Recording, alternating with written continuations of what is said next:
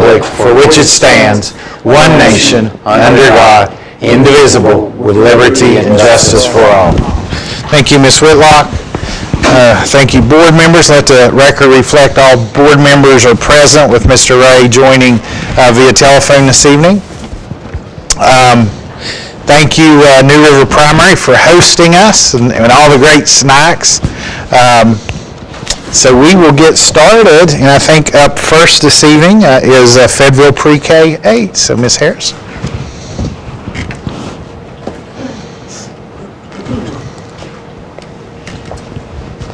Good evening, board members, Mr. Hogue, Ms. Kincaid-Klein.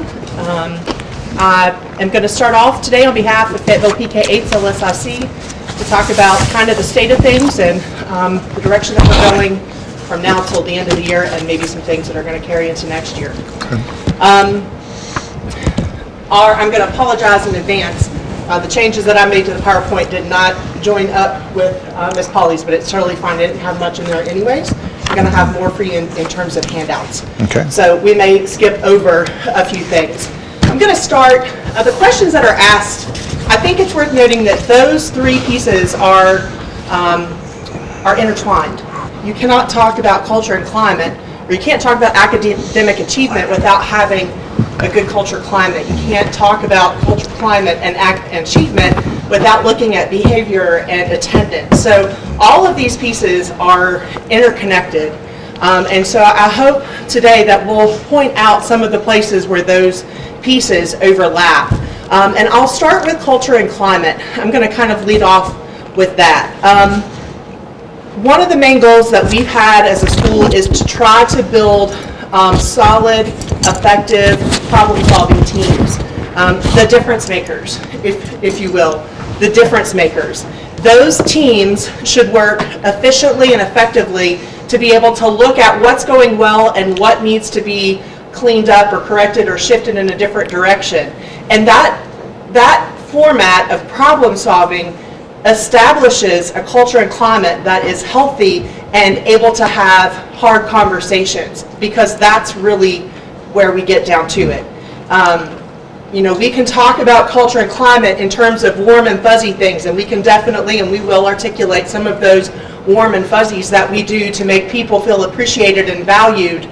But really, where you get the most shift in culture and climate comes from the ability to sit down with a team of people and have hard conversations. Places where we've got to identify really what those barriers are for us and then figure out how to move forward. And so if we think of culture and climate as the umbrella, what we're going to talk about are all of those plus deltas that come under attendance, that come under behavior, that come under academic achievement. And all of those pieces have to work seamlessly together in order to really make progress. So I'm going to start under this umbrella of academic achievement. And so to do this, I'm going to, if you'll humor me, I didn't want you to have to flip through a ton of papers. So I'm just going to, I'll be handing out just a few things to draw your attention, because academic achievement starts at the 30,000-foot view. Sorry, Mr. Hood. It's all right. I knew you were coming back. It's all right. So if we look at this is a breakdown of last year's scores. It's a pretty graph. It's color-coded, which I love. That elementary part of me loves. And if you look at this is ELA from last year. Is this okay? Can I step away from the mic? If you look at ELA last year, you notice a couple of pretty significant trends.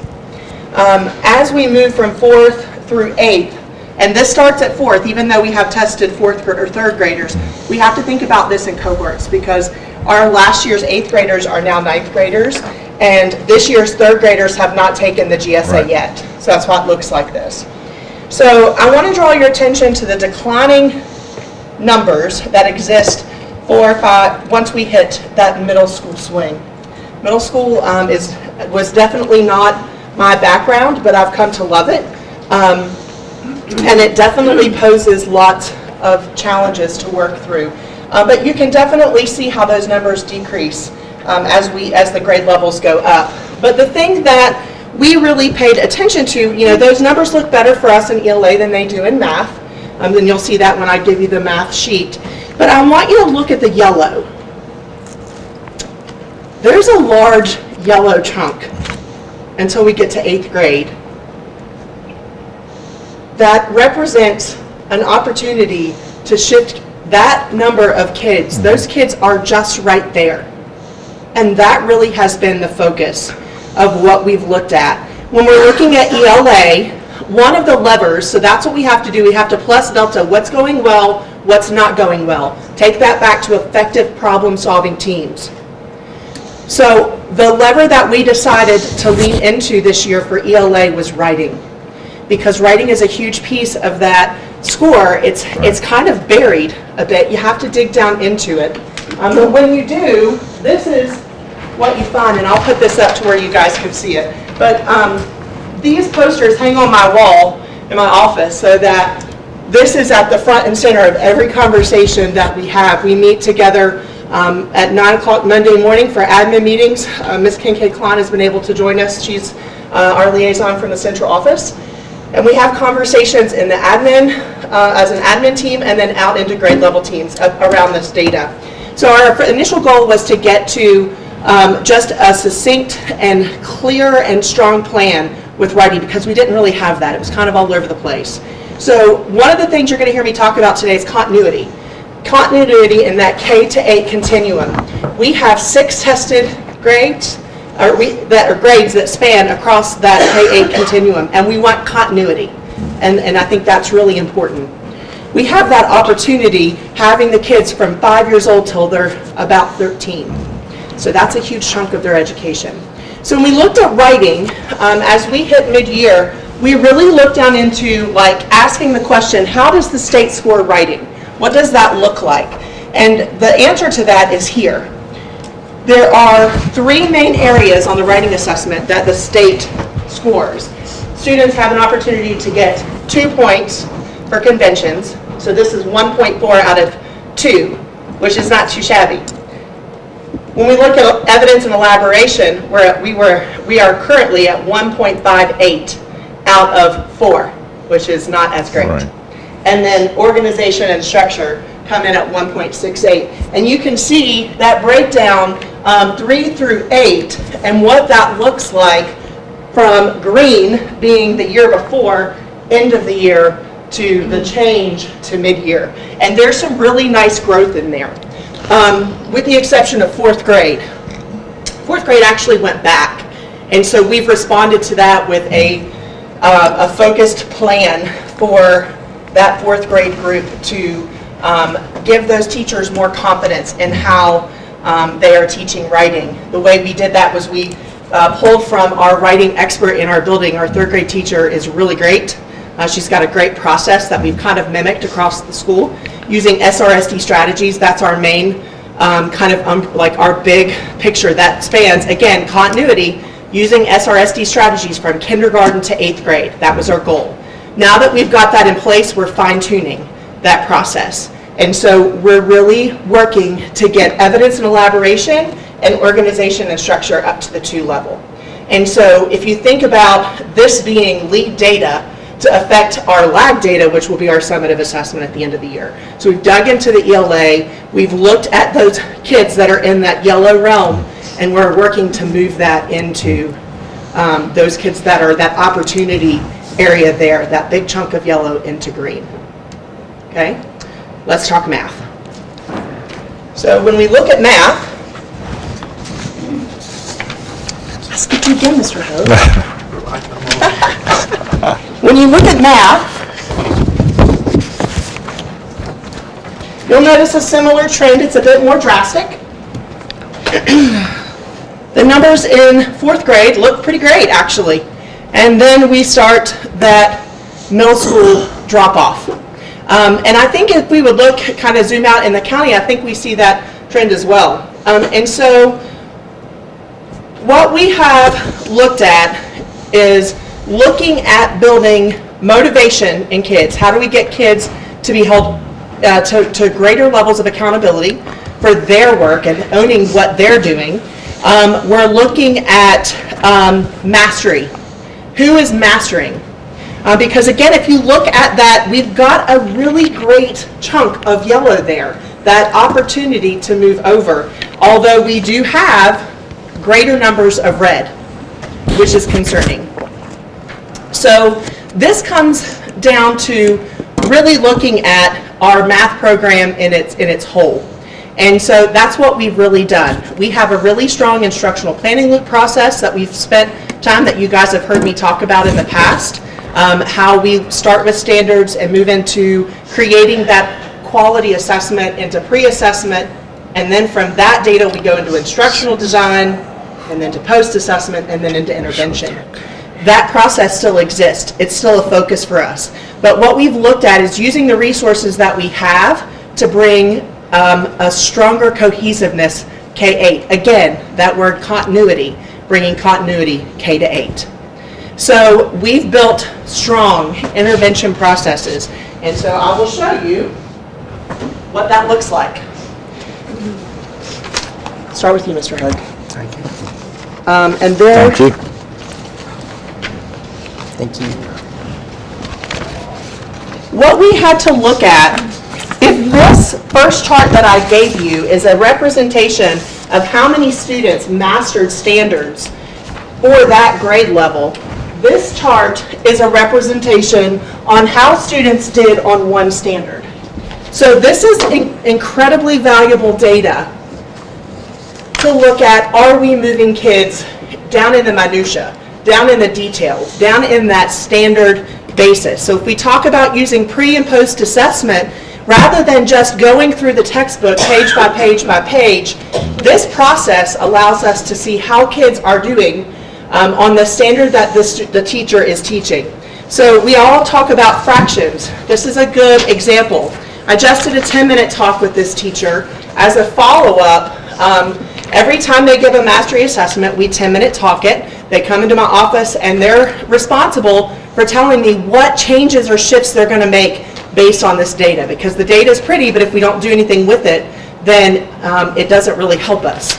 So you can see the green dots mean the student got the question correct, and this is all from iReady. It is a mastery assessment on comparing fractions, which is definitely an area that could use some work. And what you'll notice is that the average assessment score was a 70, which is, you have to get out of your 100-point scale mindset with this. That is green, which means they're proficient. Anything in green is proficient. They've got it. If there is a yellow, they are progressing, and some of those questions give them partial credit for that. And if there's red, that means that they're beginning down this side. So you can really see, and as a teacher, this is what we call an item analysis of an assessment. So this allows the teacher to see exactly who and exactly what we need to work on. So when we talk about in-the-moment intervention, this is what we're getting to. And a 70, an average of 70, an average of proficient on comparing fractions is impressive.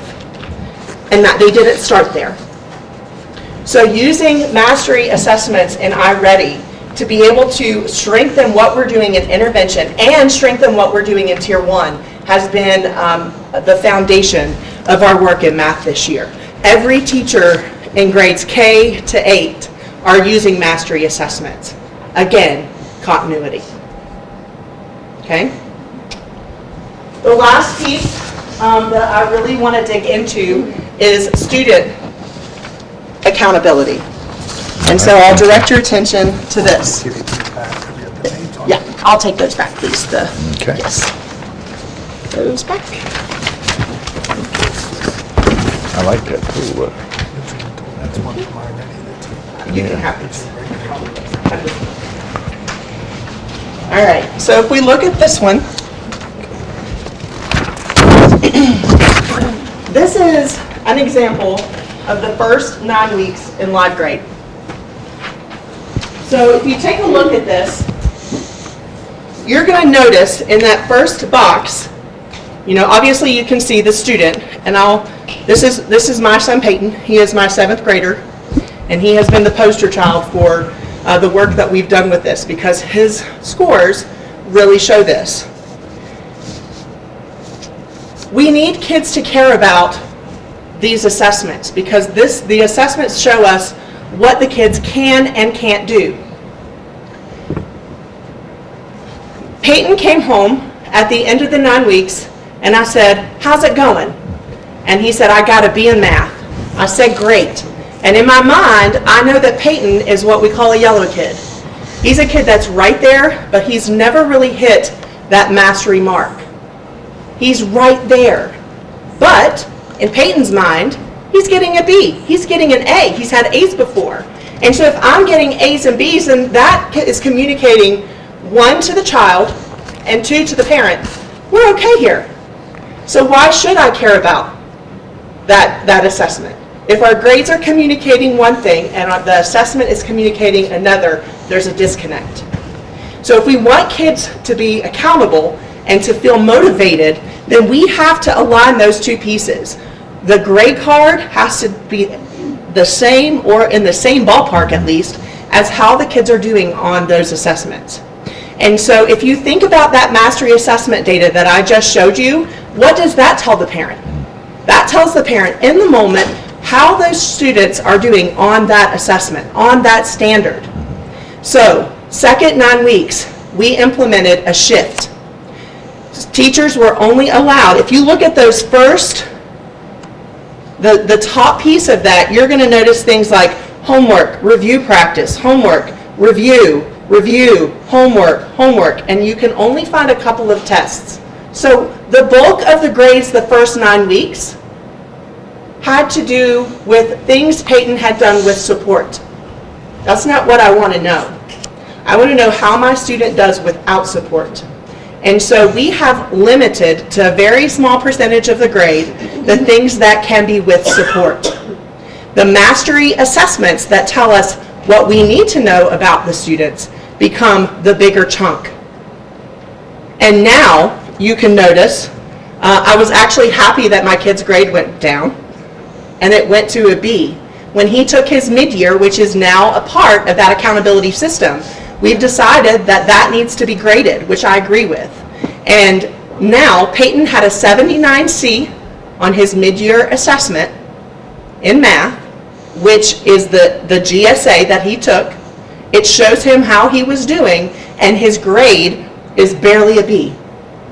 So he should be a C student. Now, why do we do that? Because I need Peyton to know he's got to work a little harder. I need me, the parent, which I know because I work there, but not all of the parents work there. I need the parent to know that your child is almost there, or your child is not even in the ballpark. And that communication has led to some of the best conversations with students and parents. We did goal setting nights at the beginning of the year, and we did a follow-up after mid-year assessments to get the parents in and show them what this looks like. And then, thank goodness, there's no embargo on the scores, and we can bring them back in at the end of the year and they can get that in-the-moment data on how they did. It's putting the kids in the driver's seat. It's bringing the parents into the conversation in a more meaningful way. And that, paired with stronger intervention and stronger data feedback for the teachers, we are seeing shifts in student data in math.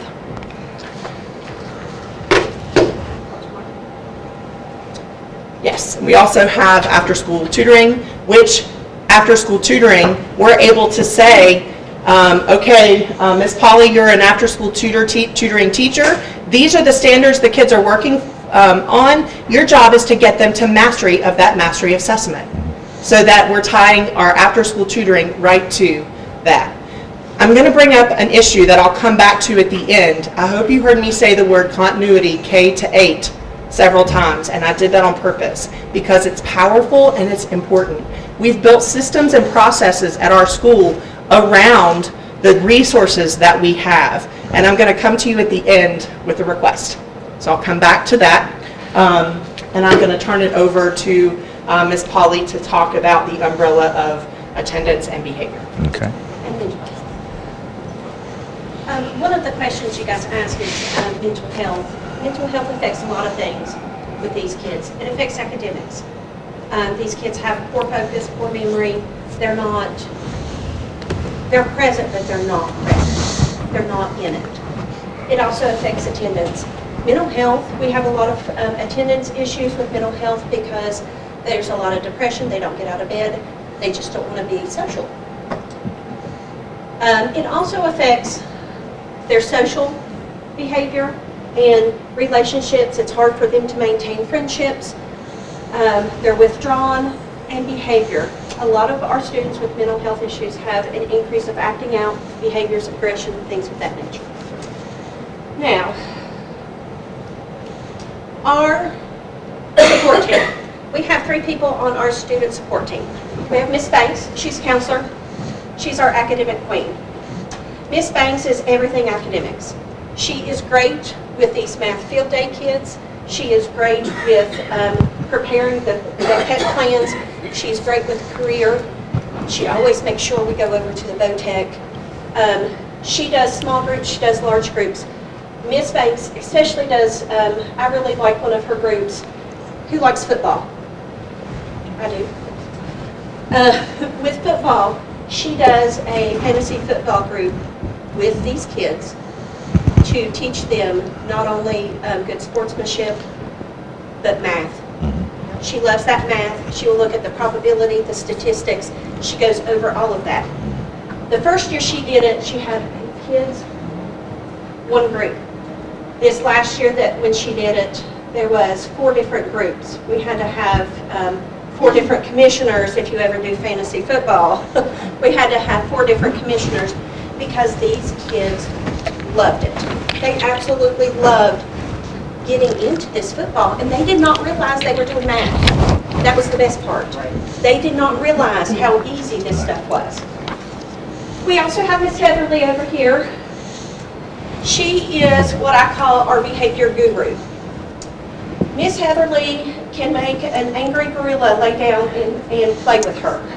She is a one, I would put her up against anybody in the state on de-escalation. She is wonderful. She loves every one of our kids. The kids absolutely love her too.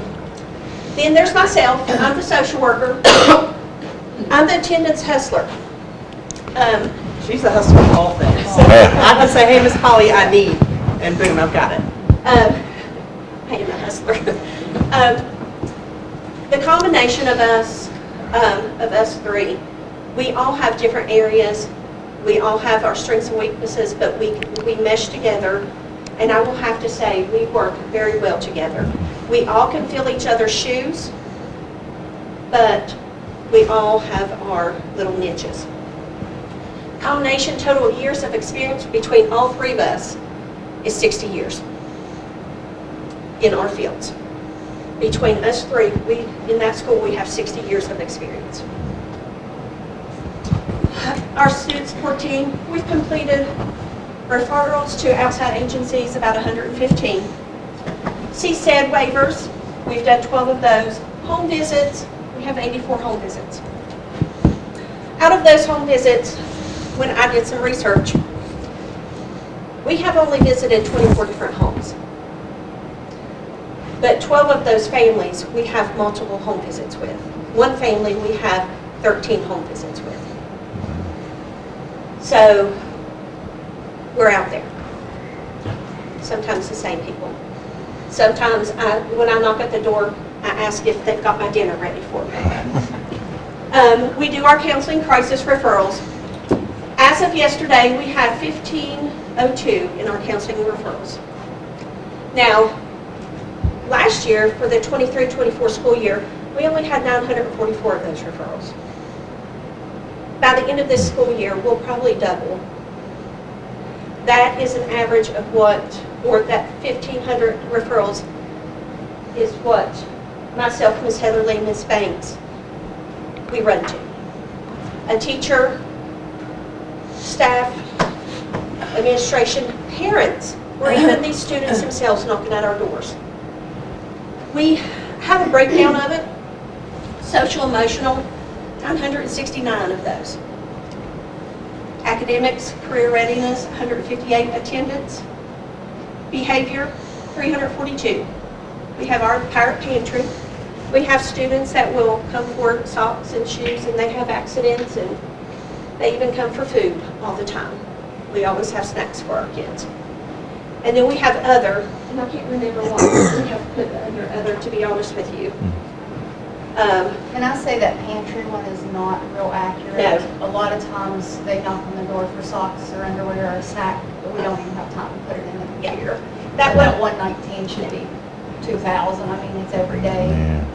on average, Yeah. honestly, on Yeah. average, we have 5 or 6 kids per team member at the door asking for snacks. Before I left school this afternoon, I had 3 boys knock on my door and ask if I had snacks. So, yes. Urgency of the referral, we have it broke down as order received as soon as possible. Emergencies. Emergencies, they want you right there, right now. We've had 232 of those. As soon as possible is put a little pep in your step. And you see, between the as soon as possible and emergency is over half of us, half of the referrals. Sources of referrals, our administration, our aides, our cooks, custodians, nurses, parents. We have 252 referrals for parents that will text us, call us, leave us a message, an email, stop Miss Heatherly or Miss Banks in the drop-off line. Hey, can you see my son today? He's having a hard day. How many times do you get that? All the time. Teachers and other. Other is our nurse. No. Other is our bus drivers. There's like other students coming and Yes. saying, hey, can you see this kid? My friend's really upset over something. Other would be. In our bus that drivers. We category. put our bus drivers under there too. Those are our sources of referrals. Now, here's our attendance. I'm very happy about our attendance. I'm very competitive. I'm not gonna lie. I'm very competitive, and this is my 4th year, and I have always seen with attendance that Meta Bridge is always up there in 94, 95. Am I right, guys? They're always up there. So, and I know they have a smaller population, but I still like to win. I'm just that way. So, as of yesterday, with West Virginia Zoom Me, this is our attendance right now, 95.06%. And it's not because we're not doing anything. My chronically absent is 11.8. Last year it was at 19%. That's great. So in the first year I was here, I was at 26%. One of my goals that Ms. Kincaid-Klein makes us do is I do an attendance goal, and every year I do an attendance goal. And it is to increase the overall, but how I increase the overall, I have to target that chronically absent. So this year I did. I selected the ones that were chronically absent last year and focused on those guys. How do we get here? We have the normal stuff, my meaningful contacts. Our teachers do meaningful contacts through their little dojo. I do meaningful contacts myself. I've done over 400 and some meaningful contacts this year. SAT meetings, discipline meetings, we're always in one of those. Home visits, we're always doing those.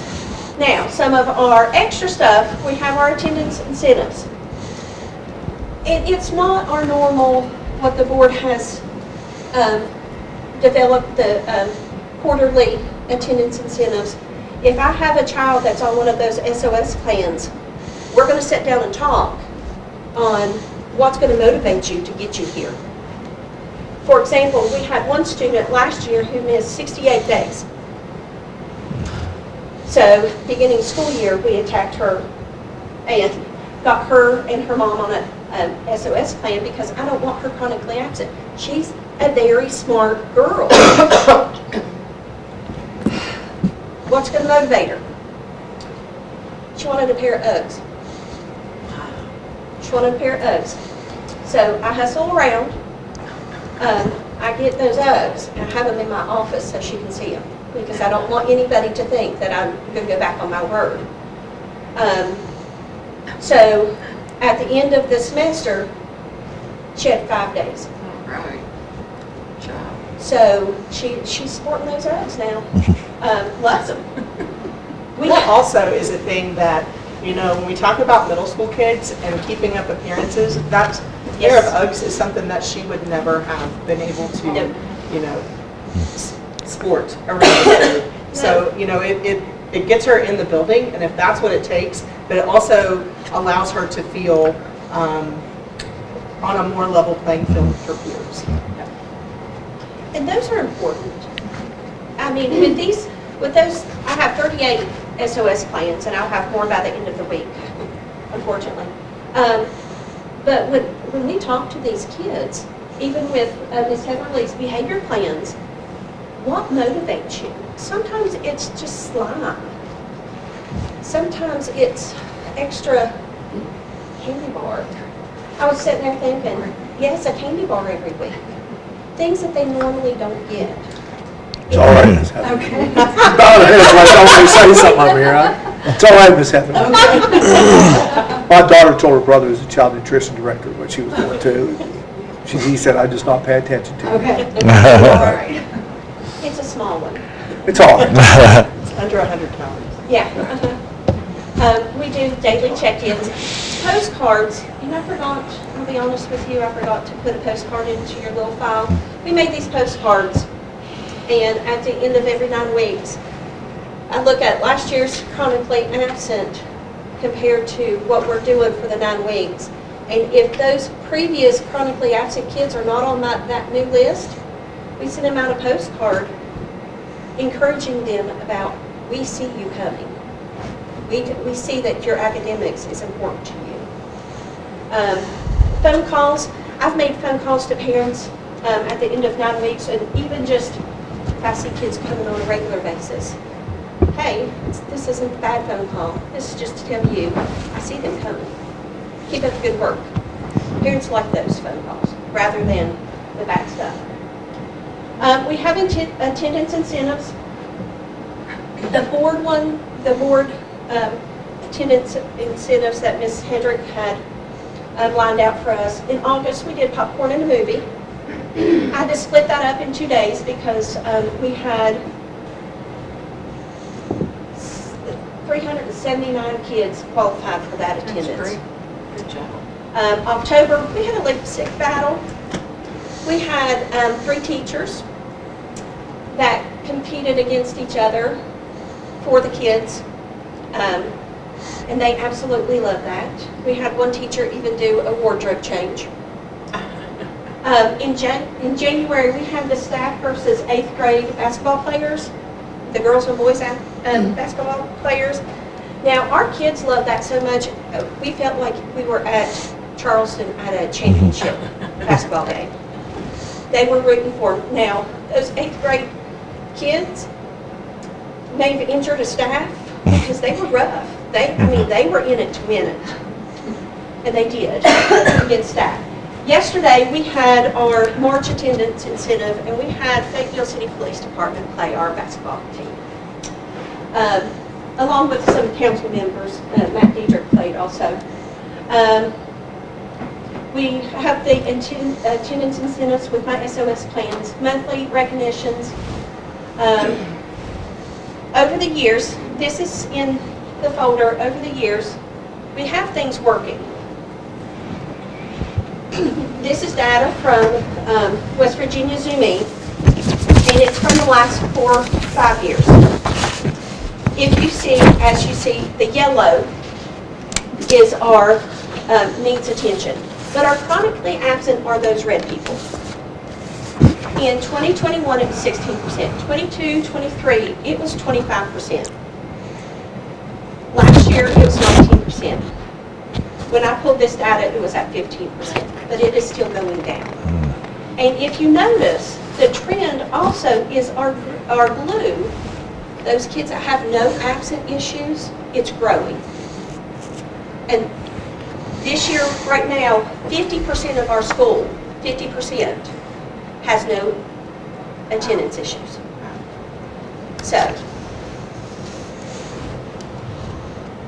Again, I want to insert culture climate. This is about problem solving. It's Yes. about looking at what's going well and what's not going well, and teams figuring that out. It's in the minute. It's not something that we just do every now and then. Culture and climate is something that we're consistently building. It is. And we are building that culture with our parents again on how important that attendance is. That's why we're at that 50% now, because we are trying to rebuild that. This was a picture from yesterday. The city and the town council and our basketball players. Guess who won? Any guesses? Your 8th graders. No, we didn't win. We didn't win. It was close, but we did not win. They came prepared. All right, our behavior. What do you see here? Teacher wanting to go home.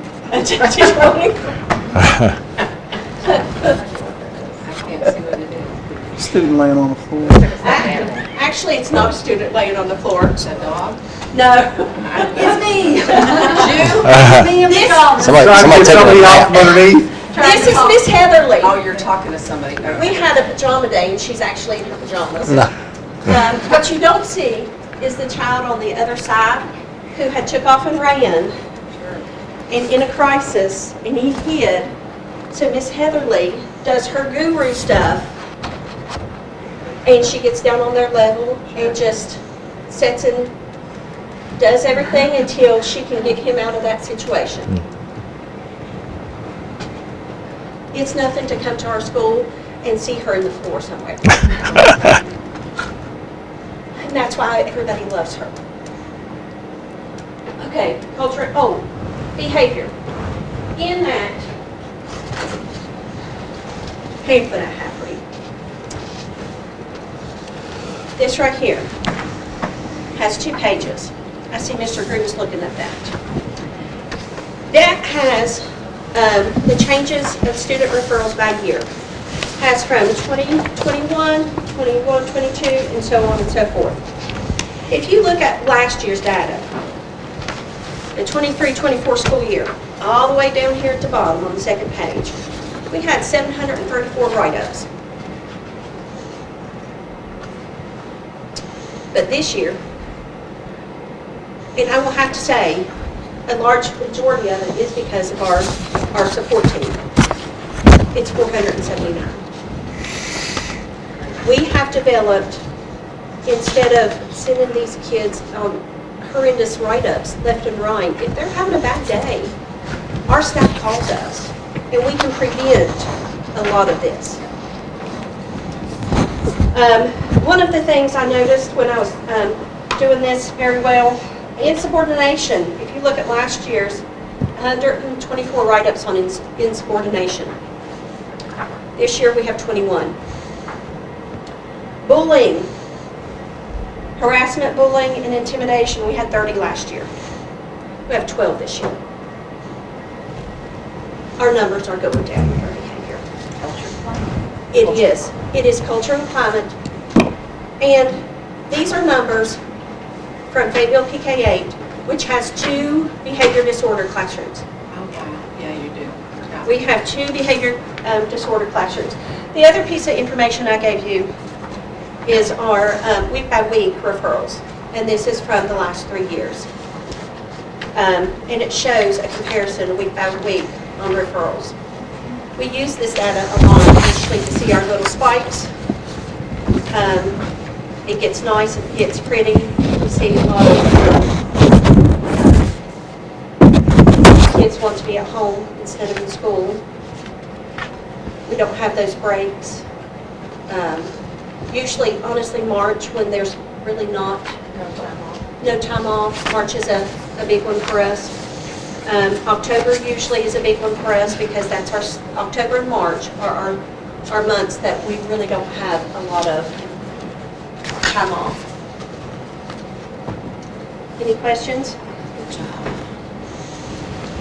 I got just one thing. I think I saw, if I'm not mistaken, Fayetteville Pre-K-8 a winner on Yes. Right. the attendance bracket, so. did. Yes, Just to we did. echo kind of what you were talking about there with your attendance initiatives. Yes, So. yes, and with those We got Miss attendance, Polly a trophy. yes, it better be as tall as with those attendance initiatives, and I have spun those a little bit differently, because we have some chronically ill kids that miss, and they cannot help that.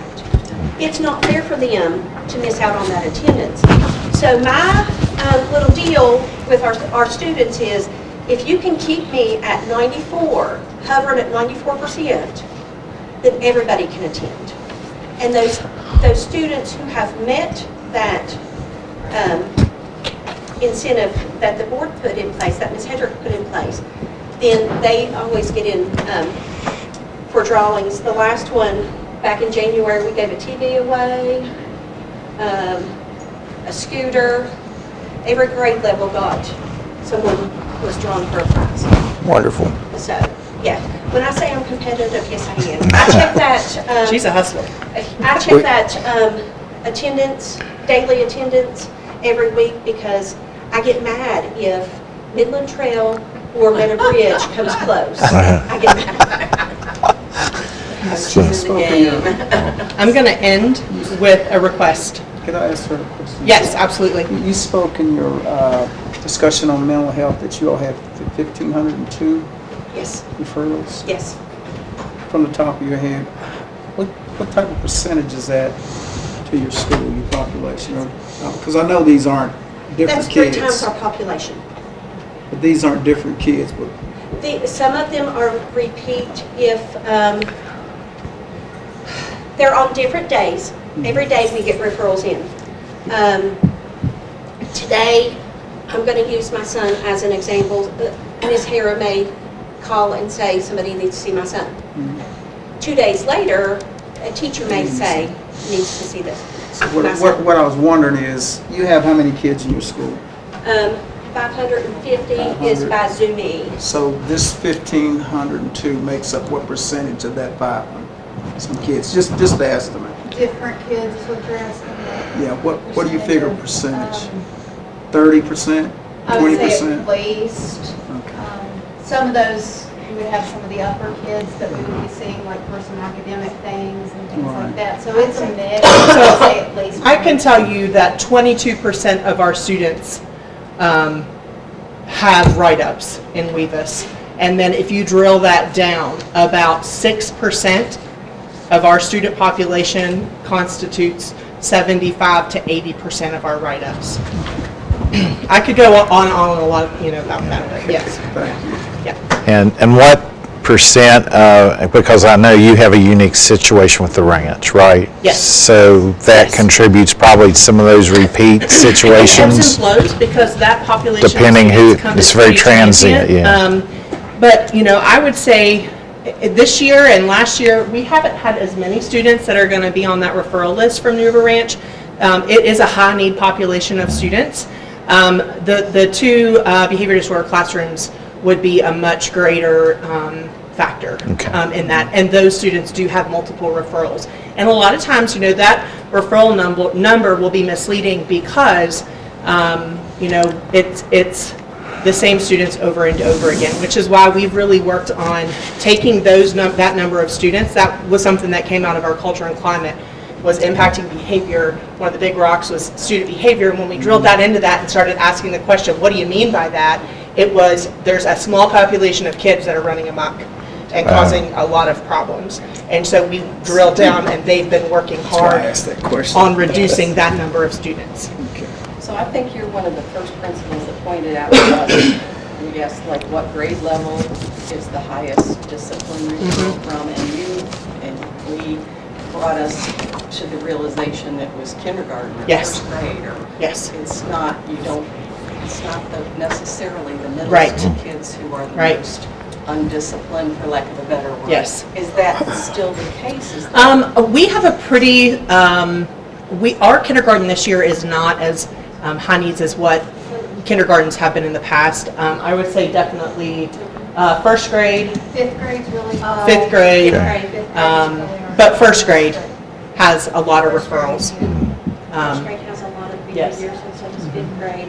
Third And would seventh. be First grade, Yeah. kindergarten, and 10th. Yes. All right, 1K, 10. thank you. Other questions? Good job. You had a request for us, though, right? I have a waiver request. Okay. So we talk about continuity, and one of the things that we've done is built a whole intervention system, a mastery assessment system around iReady. Our problem in our K-8 building is that our 6th, 7th, and 8th grade students are using a completely different textbook. And I think that that makes an impact. And when we look at our trend data, that's definitely a pocket where we see students kind of falling downhill. And we want to strengthen that and not have something that's separate. The tools and resources that are available in iReady that allows us to keep that consistency from K to 8 could be a game changer for us. And I have outlined 6 reasons why I feel like this request, and I have it ready in an email. It has been approved by the Faculty Senate. It's been approved by our LSIC. And I have this ready to send to Mr. Hogue, Ms. Kincaid-Klein, and Mr. Hollingsworth as per the directions. And I will submit this to Okay. you guys in writing for the waiver request. All right, thank you. I'm going to leave this for Mr. Ray. Okay. Thank you. Using iReady K through 8 at a PK to 8 would, and I've given you some, the reasons that the staff felt that was important.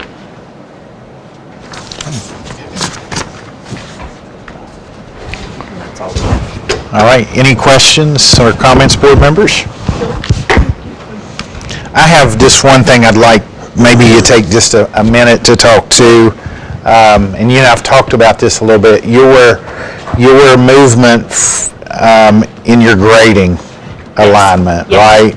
Yes, And transitioning your parents yes. to a new reality. Yes. Can you just take a minute to talk Absolutely. about that? So when we started this, that was the biggest concern that my staff had was, we're really going to be having to have conversations with parents about,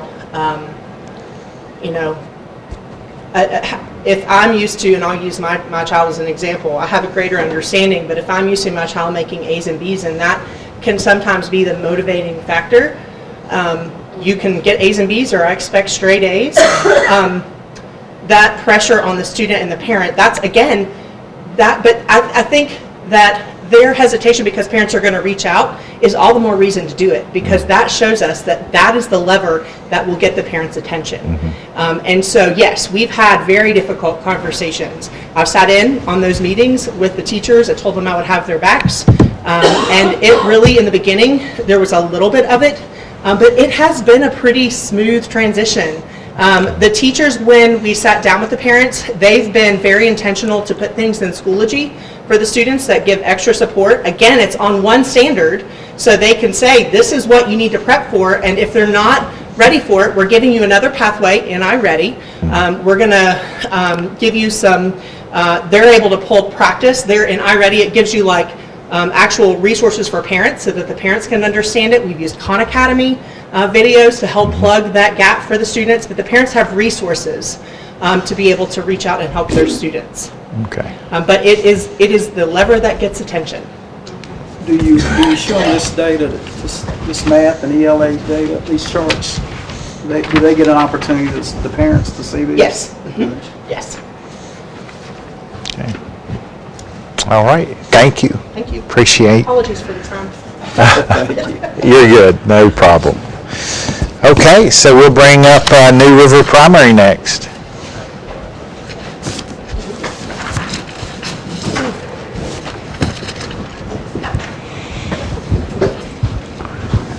Good evening and welcome to New River Primary.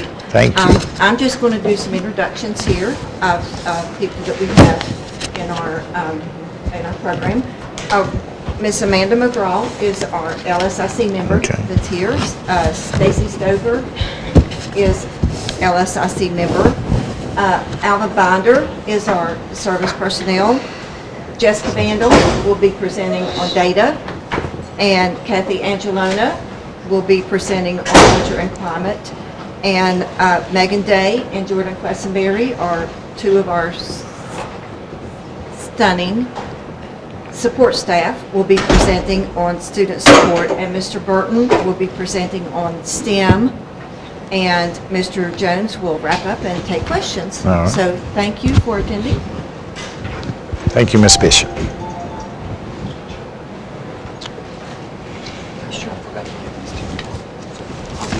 All right, thank you. Hello. Sir. So what we have here is our already benchmark data. The data that you see is comparing our beginning of the year data to our middle of the year diagnostic data. You can see that at each grade level, we've increased the number of students that are proficient, and we've decreased the number of students that are 2 or more grade levels below in reading. When we look at our math benchmark data at the beginning of the year to the middle of the year, you can also see that we have shown an increase in the number of students that are proficient. Not necessarily the increase that we would like to see, but we have seen an increase. And we've seen a decrease in the number of students that are 2 or more grade levels below.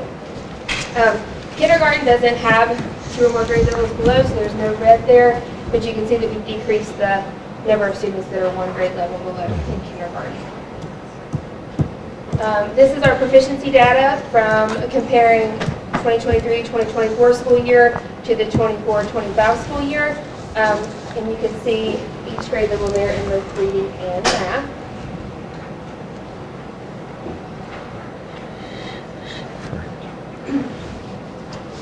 All of our WVTSS in our small groups is data driven. So after each already benchmark, we host a data day for each grade level.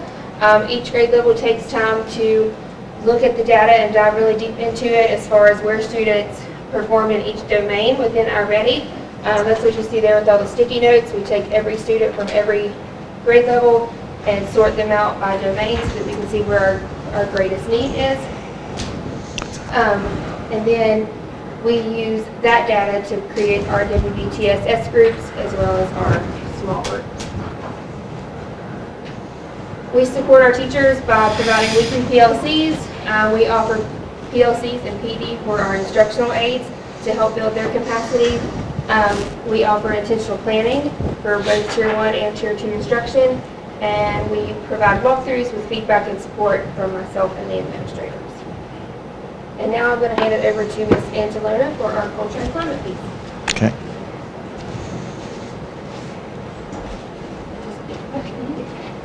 Hi, I'm Kathy Angelona. I'm a second grade teacher here at the school, and this year we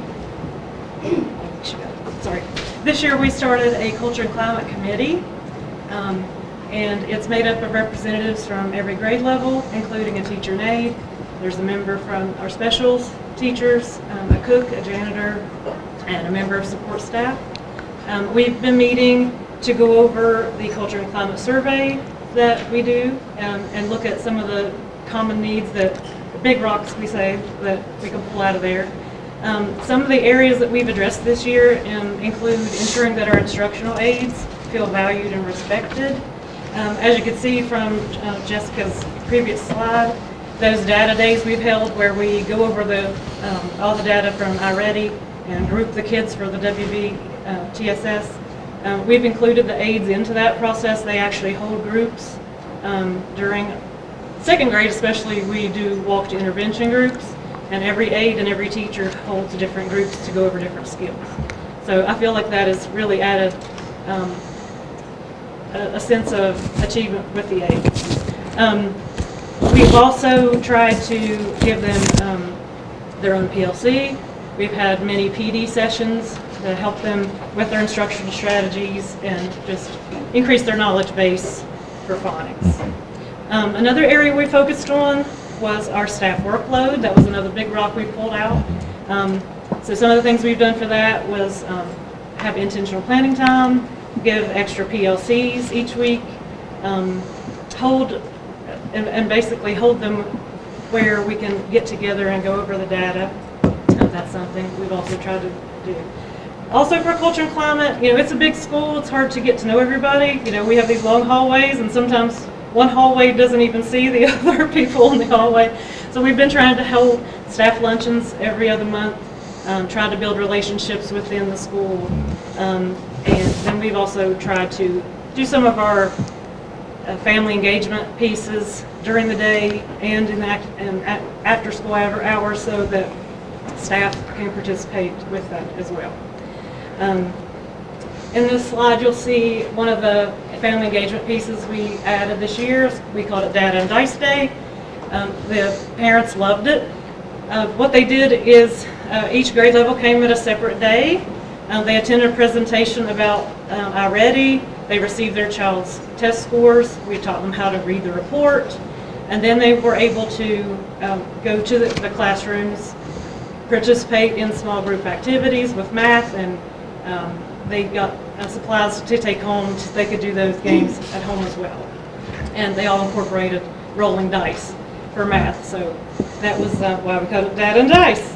And after, we've also included another one this past month in February. We don't have photos to include with that one.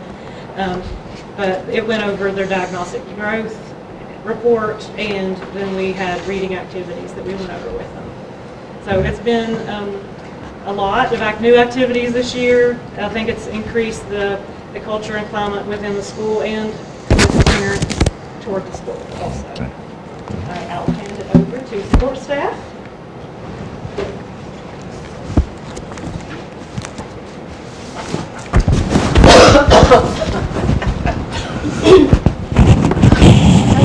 Hello, my name is Megan Day. I'm the social emotional learning coach here at Newborough Primary. I'm Jordan Questenberry. I am a social worker here at Newborough Primary. And not with us, because they wanted to miss all of the fun, is Kara Stewart, our guidance counselor, and Angel Sheehan. She's another school social worker here. So we are going to address some of the challenges that we see here at our level with mental health and some of our wraparound services. So we focused on 6 that we felt were the most important. Stigma is one. It can be difficult at our age level to, as a parent, to recognize that your child may have some special needs that they need as far as behavioral, mental health. So we like to start at our level with normalizing that conversation. It all starts with that conversation of just speaking with the parents, speaking with the family, providing resources and support to both the students and the families, and just trying to create a safe environment for them to know that we are on their team and that we are working with them and not against them. Family involvement and the change in the family dynamics. This is something that we are really seeing as far as we have quite a few students who are living with kinship, relatives, grandparents, foster care, that kind of thing. And that changes quite frequently, throughout the school year. So we will have a student who, begins the school year living at home, and then 2 weeks later they're in a foster home or whatever. Crisis management, we see a lot of that at our level. It may not, appear that way, but we just try to start, with the basics and just line those kids up with services and just carry them on throughout the time that we have them. Integration of services. We try to identify students, even we work with preschool kids here that we see those behaviors. We try to intervene early and start putting those supports in place as they go through. Hopefully by the time they go into kindergarten, we start seeing an improvement in that. And it can continue as they continue through first and second grade. Long-term support is kind of related. Try to intervene early, support those families as much as we can, and support those kids. We do that. Home visits, bringing parents in for meetings, just supporting those families all throughout their time here at our school. And then attendance. Students that have mental health issues with impacts attendance. Ms. Polly touched on that with her presentation. Kids that struggle a little bit, don't want to be here, they don't want to come to school, they don't like coming to school. So we have to have that conversation with parents and work with those families to see what we can do to help those students want to be here. So any ideas to address the challenges? There's a ton. But we have our kids pre-K through second. We don't have them very long. So it is our job to create that foundation. They need to have a positive experience. And I feel that heavily on myself to try to be that person for those kids. So we're trying to meet our students just where they are. One day it may be good, one day it may be bad. So we just try to plant that seed for their overall growth and achievement, and that looks like many different things, some of our statistics, we're going to focus on just a few. The home visits, we have completed 145 home visits this year. We've had over 400 phone calls. We have had 196 classroom support. We do provide a lot of classroom support where our kids are so little. We kind of don't always like to pull them out of class where they are getting their foundational skills, so we like to go into the classrooms with them and kind of just help along the way. We've had quite a few crisis responses. It has gone down a little bit. Our beginning of the year was a little rough, so we were responding quite often to crisis. We've had over 90 parent conferences, and that could look like a SAT meeting, behavioral meeting. We work with the parents for the SOS plans as far as the attendance. And then the rest of that is we work with a lot of community agencies for our Christmas support. That looks like the code donations, and we get weekly food bags for our students. So we're supporting over 70 students weekly to provide snacks for the weekend. And then we have 22 students, which this is probably higher now, but over 22 students who are living in kinship or relative care. 25 of our kids fall under our McKinney-Vento Act, and then we have 7 kids who are in foster care. So what does that mean? So we have seen a consistent increase in overall attendance, a consistent decrease in our chronically absent rate, a decrease in our discipline referrals, and overall growth in I-Ready reading and I-Ready math scores among our students that are in SAT. So to break down more of that attendance rate, we started in 22-23 at 87.69.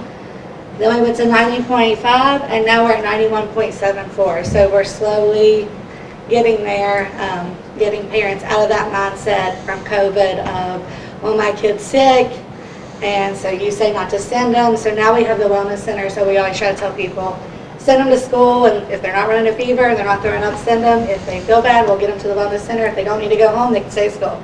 So the chronically absent, we were at almost 50% of our school was chronically absent just a couple years ago. So we have worked hard on getting that number down. We got it down last year to 32. Right now we're sitting at 29%. We were early 20s for most of the school year, and then we got hit with flu and strep, and it's kind of killed us here in the last month. So we're working on getting that number back down. So our discipline referrals over time, we started out in 22-23, 131 for the year, and 23-24, we jumped a little bit to 212, but we have brought that down with the work of ourselves and our other members of our student support team, and that, that's done by the early preventative services. That's going into the classrooms and helping with behaviors. A lot of our kindergarten kids, they're just learning how to school. They may have gone to pre-K, but pre-K and kindergarten are pretty different. So we're just, we're providing that support in the classroom, supporting the teachers. It can get overwhelming for the teachers as well. So to kind of make this a little bit more personal and related to a child, we had a student who came into kindergarten who had previously been removed from his mom for neglect. He was removed in March of that year, and he started school here in August in kindergarten. He was placed with his grandmother. When we got him, he had been secluded from society, had zero social skills. His verbal skills were very limited. He had never felt grass before. And so he came to school. And so we saw a lot. There was a lot of things we had to overcome. We spent that first year of kindergarten really targeting those behaviors. Everything was new to him. He wanted to just run around and kind of explore everything. There was no touching everything, running everywhere, just everything was new. So he went through the SAT process. We were able to give him special education services through an IEP. At that time, he qualified for every service available. He had OT-PT, he had speech, he had ELA and math, he had behavior minutes, everything you could think of, he had it. He went to a self-contained room for most of the day. He repeated kindergarten. Basically, we felt like he needed another year. That his child had been locked up. So he got another year. That year, we were able to spend a little bit more time on his academics. We didn't have to focus as much on that behavior, but more on academics. So the smaller setting was great for him. He made a lot of progress. So then he went to first grade. When he went to first grade, he still had, special education services. However, the amount of time he spent decreased significantly. He still had ELA and math, and he still received the speech and the behavior minutes. He still received all the services, however, it was cut back. By the end of the year in first grade, we saw another cutback as he transitioned into second grade. He's currently in second grade, and as of right now, the only service that he's receiving is OT-PT. So he has, we have done a lot of communication with Grandma, spent a lot of time working with that family and getting him where he is today. And I mean, it took all of the staff here, all the teachers, everybody knew him. He knew everybody talked to him. And it took all of us working together because it was challenging. But we stayed with him, and to see the progress he's made has been truly a success. Great. So now we will turn it over to Mr. Burton to talk about our STEM program. Thank you for sharing that.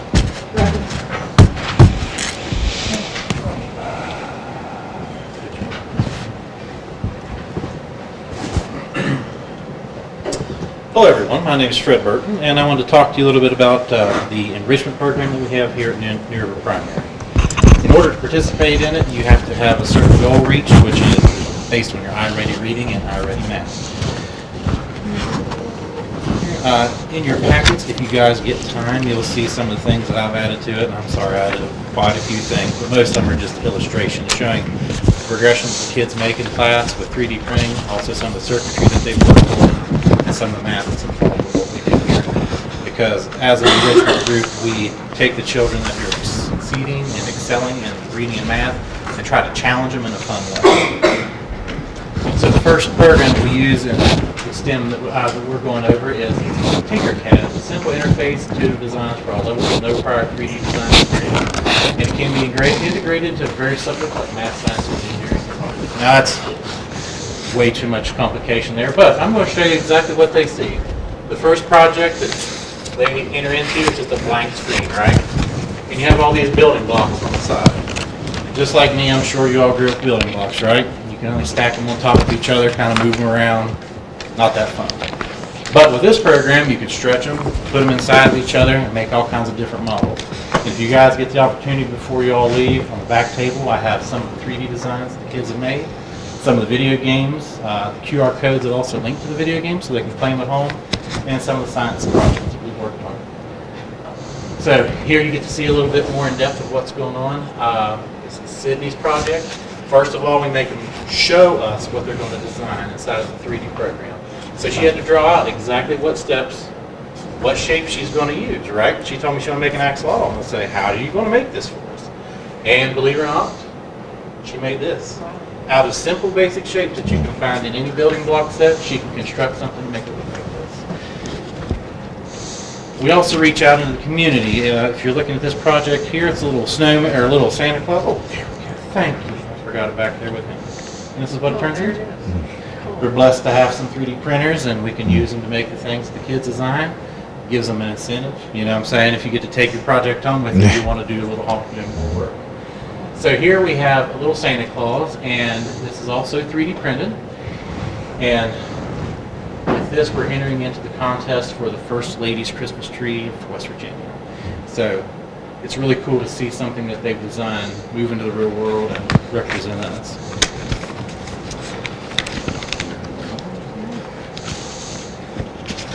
So we can also work on group projects. They have links that they use their name. There's also links under my name. And we can design something together. So one of the things that I had to work on was assembling little robots. Not real super impressive from the picture, but they're also back there. You put a little battery in them, once you put a motor in them, and they take off, right? So not only do they get to design the robots, I want to design tracks that go with those robots. So they'll say, okay, well, I'm going to make a track look like this. Well, the problem is the robot only wants to go in a straight direction. So they're like, oh man, it's getting hung up on the walls. What are we going to do? I say, well, use your engineering mind. You designed this. You see the mistakes. How are you going to fix the mistakes and make it work better for you?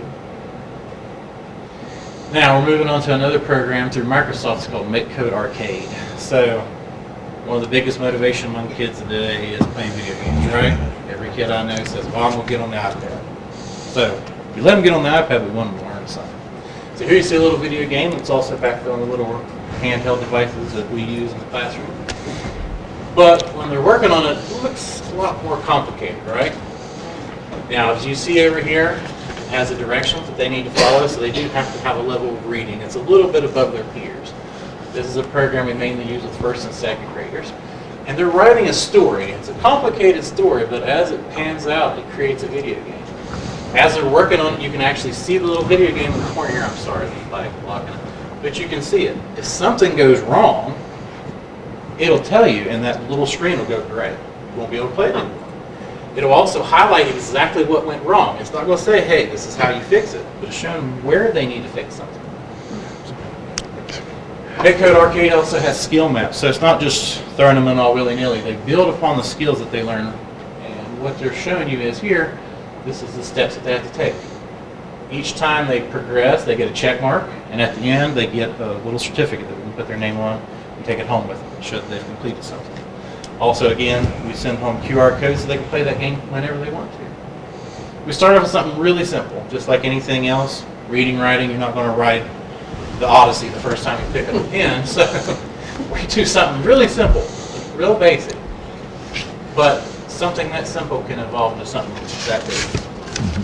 And this is the project of the first grader. It's flawless. It works perfectly. Every button you press will make that little rocket ship do what it's supposed to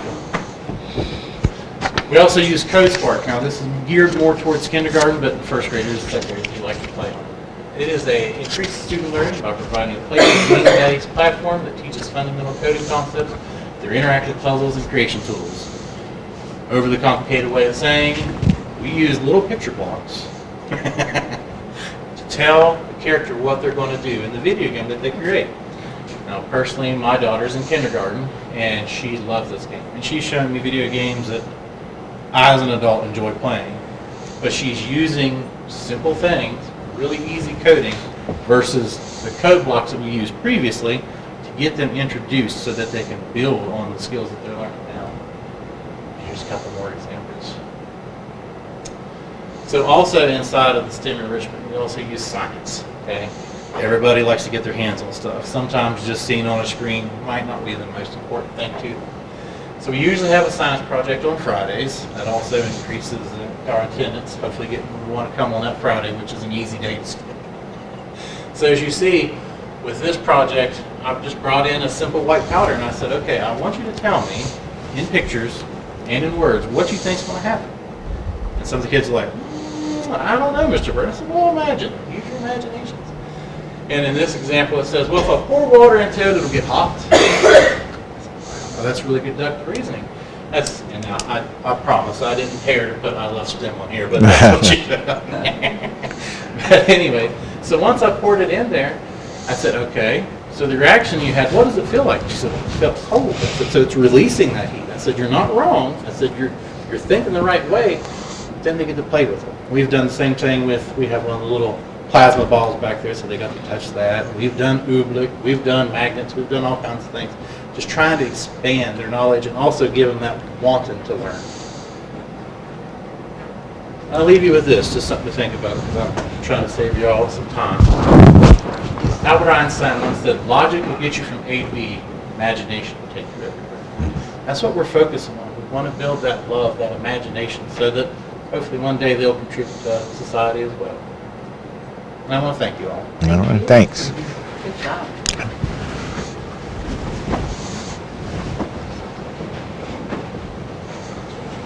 Well, as you can see, we've been busy. There's a lot that we've been working on at our school. I want to go back to our student support team. Without them, and without them doing the home visits and building that relationship with our families, we wouldn't be able to achieve what we have done. Their positions in our building are what we need. We need more of those positions in our county as well. Being able to have them in our school makes it possible for us to be able to teach, to be able to focus on the academic pieces that we need to focus on to meet the needs of our kids. One of the things that's helped with our attendance rate is by us reaching out and doing home visits with attendance, parents are starting to reach out to us now about attendance. When their child misses or something like that, then they come in and they say, my child was absent, these are the reasons why. So we built that relationship to where they could come in and talk to us. They feel more comfortable about it. I remember one time Ms. Sheehan called a parent in about attendance, and they were all worked up. Grandmother came in too because of those initial conversations. And it kind of goes back to what Melissa said with, talking about grades and those kind of things. It's all about building that relationship. And I tell my staff every year at the beginning of the year, we've got to put money in the bank. You call the parent and you talk to them about what they're doing in the classroom, all of these positive things, because sometimes you're going to have to make that difficult phone call. So that's what it's about. It's about building that relationship, building that trusting relationship with parents and families. And we try very hard to do that, but without my social workers and my counselor, I wouldn't be able to do that. And you think, well, we're a pre-K2 building. We are, but we have a lot of needs at a pre-K2 building. And this group of kindergartners we have this year is probably one of the toughest we've had. We have a lot of needs in this group, and they're pretty tough, but you know, we love them all. They all come with their own needs, and they're all unique, and all of them have a unique way. They all have a special place in our school, and you know, that's what's important. We all want them to come and feel like they're needed and important, and everything like that. And you know, we've looked at our culture and climate survey, and we've talked about this many times to you all as well, that you know, when you first get that culture and climate, and we started, it was like a sting in the back or something. You know, you try to take it, you look at it, but you have to look at it and reflect on it and see what it is and what can we do to make it better. And as my teacher talked about it, Miss Angelona, our aides, you know, they didn't always feel like they were a part of the school maybe, or they were valued or whatever like that. And that's what we've really focused on this year. We focused on providing professional development for them so they can do their jobs better. They wanted, by saying that in the culture and climate, they wanted to do a better job, but they needed skills. They needed that support and help, and we've provided that. We've brought them in. Jessica's met with them and done, you know, PD with them. We've asked them to ask questions of Jessica, of us. So it's a lot. I know Amy's getting ready to embark on the aides at her building in 3rd grade. We doubled our staff basically when we added the aides here, and we're very thankful for that.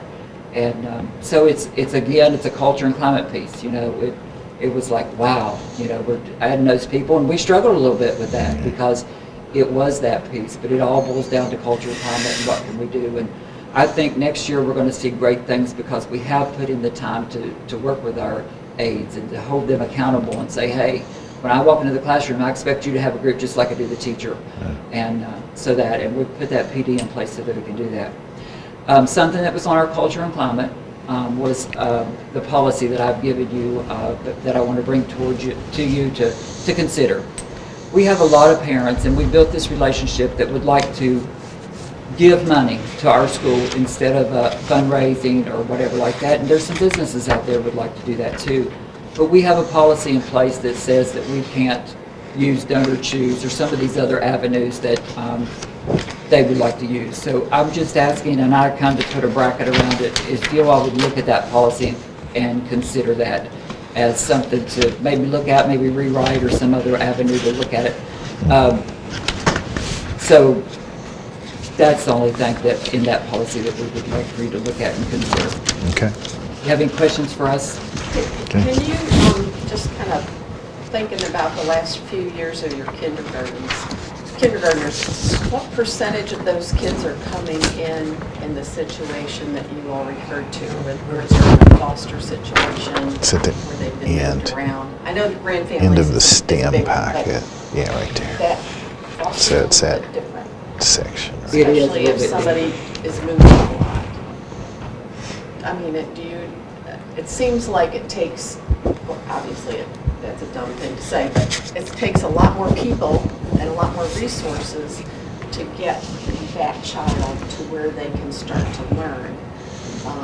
Well, you And have to I don't know address all what we of can those do to things help before you, they but can it's, learn. if that's I mean, it's growing, I know it's It's growing. It's grown Every since year we COVID. have more. And a lot of, yeah. I don't know that I have a specific number, but I would say in our kindergarten classroom, we have a good 3 students in each of our classrooms. So we have at least 3.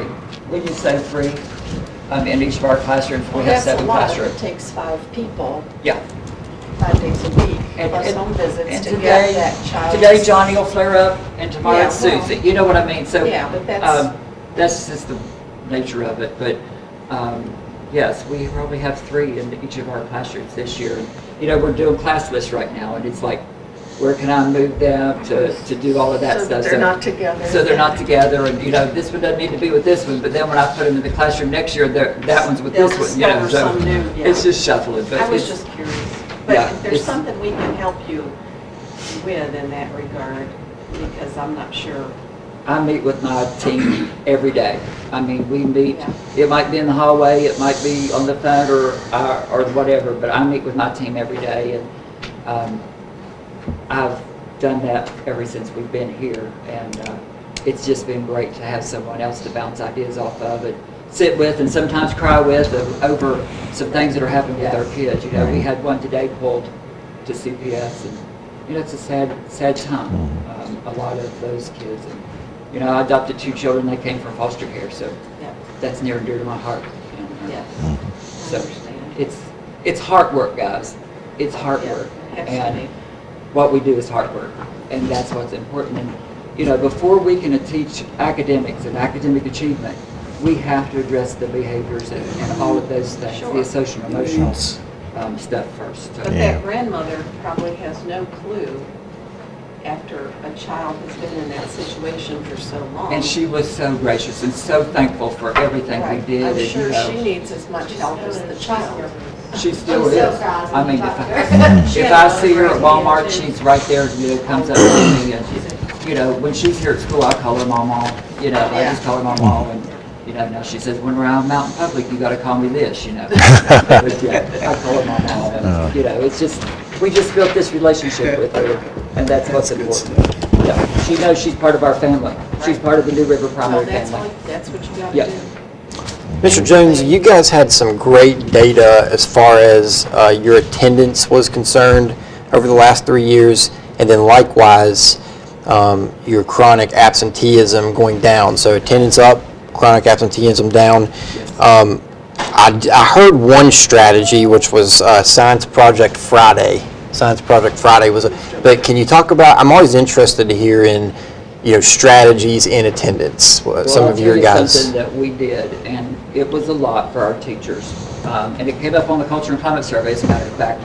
But we required our teachers to make phone calls. If a child wasn't in their seat, they had to make a phone call home. And it made a difference. Calling parents, and that, again, putting that money in the bank, letting them know that their kids were important to us, and if they weren't here, we wanted to know why. And a lot of times they would get upset because, you know, my child's sick and I didn't send them to school, and we had to tell them, you know, we're calling because we're concerned. We just want to know where they are and why they're not here with us. So that was one of the things that we did. And then we've done incentives. Even before the county put their thing in place, we did incentives here at our school. We always did incentives with a lot of different things. The counselor, again, the social work team, they worked on that. They would provide different types of things. Sometimes it's just an extra recess or, you know, a movie or popcorn or just anything like that. Miss Bishop last year did a big deal. If you were here the first 30 days, then you were part of the big deal. And she gave them big deal potato chips. You know, you'd think, well, that's no good. You know, kids don't want to eat big deal potato chips, but it was a big deal. I mean, they liked it, and it was fun, and I know we're not supposed to give them that for nutrition things, but sometimes you've got to do what you got to do. And James, the student support staff also talking to the parents in the mornings, those latecomers and all of that, didn't that make a huge impact? we post our student support staff in the lobby, and so when parents come in chronically absent or tardy, we put them there. So not only did they get them when they were tardy, they also got to talk to them about their absenteeism. Right. So it was. Amy, don't talk about school nutrition, because Melissa and Lee have just got me in trouble. It's okay. Mr. Jones, I think it's important to point out that those phone calls are in addition to the robocall that lets you know your kid's not in school. Yes. So that is not, those are two different things. They sure are. And Ms. Foster also mentioned the tardy tater. Yes, we do tardy tater. We implemented that last year.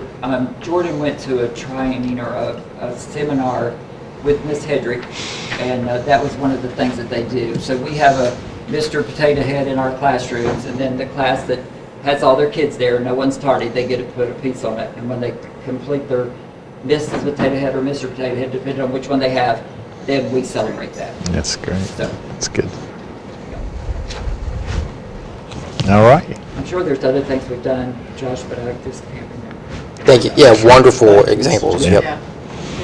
All right, thank you, and your LSIC. Okay.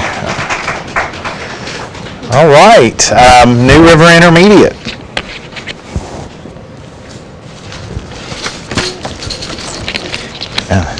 Thank you, sir. Somebody see Gary Ray? Yeah, just put him there, we'll make sure he gets it. Thank you, sir. Mr. Ray's still on there, isn't he? Thank you. Yep, Coach, you're still on, right?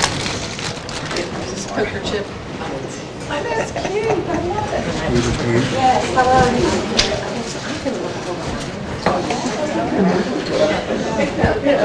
He may not be able. Yeah. He may not have heard me. Hey, good to see you. First thing, I'm going to address it special ed. Thank you, I'm very good, thank you, good seeing you, thank you. We need to have our game next year. We didn't have chicken wings in our place last year. How are you? I don't think I've met you. I'm Laura Atkins. Joshua Chris, very nice to meet you. Absolutely. Thank you so much. I got to see exactly what they got. Appreciate you guys. Hello. Hey, Mr. Gray, how are you doing? Everyone gets here. Yes, sir. Nice to see you. I don't get your attention anyhow. You still are? Okay. Okay. My daughter graduated. All right. I think there's one of each, so you take one of each item. Oh, okay, I see what you're saying. Heather was doing there. Yeah, good seeing you too. I got one, I'll pass it down. Okay, there's one of those, and then you need one of these. Josh, if everybody take one of those. And one of these. We can hand those out, I'm sorry. No, we're good. Once I get Gary straightened out, we're all right. Yeah, he's probably not the person to have as a time late. Should have started down that end.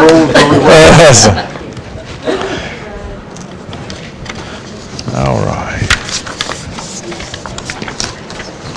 You have a good day. Ian got it. That's all. Have a good day. He said, Mom, he said, I wanted to say, is this April Fool's? I don't know. You got accepted to optometry school. All